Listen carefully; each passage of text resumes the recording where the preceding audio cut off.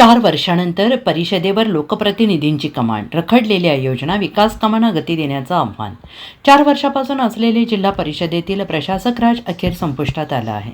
नवनियुक्त पदाधिकारी आणि लोकप्रतिनिधींची कमांड आता जिल्हा परिषदेवर असणार आहे.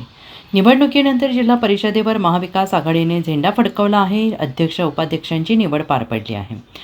जिल्हा परिषदेत लोकप्रतिनिधींअभावी ग्रामीण विकासाचा गाडा रचलेला होता. नव्या पदाधिकाऱ्यांसमोर आता हा गाडा पूर्ववत करण्याबरोबरच रखडलेली विकास कामे पूर्ण करण्याचे आव्हान आहे. सत्ताधाऱ्यांकडून विकासाला वेग येईल असा विश्वास केला जात आहे.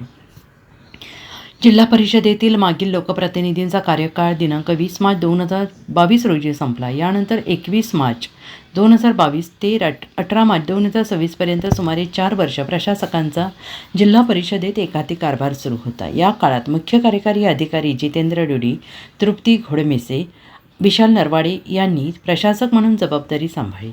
डुडी यांच्या कार्यकाळात मॉडेल स्कूल, मॉडेल आरोग्य केंद्र आदी योजना राबवल्या गेल्या.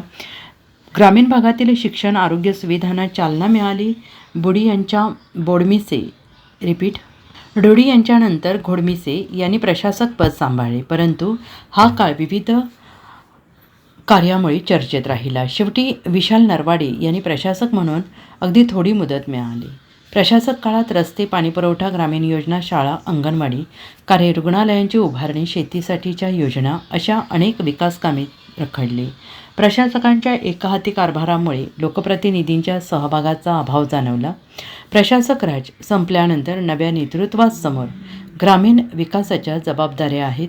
निधीची वानवा असल्याने आमदार, खासदार निधी खेचून आणणे, खोळंबलेल्या योजनांना गती देण्याचे आव्हान आहे. विकास कामाला वेग येईल असा सूर सत्ताधाऱ्यांमधून आळवला जातो आहे. पदाधिकारी निवडीने ग्रामीण भागात उत्साह आहे. स्थानिक नेत्यांकडून विकासाच्या मुद्द्यावर तातडीनं कार्यवाहीची अपेक्षा आहे.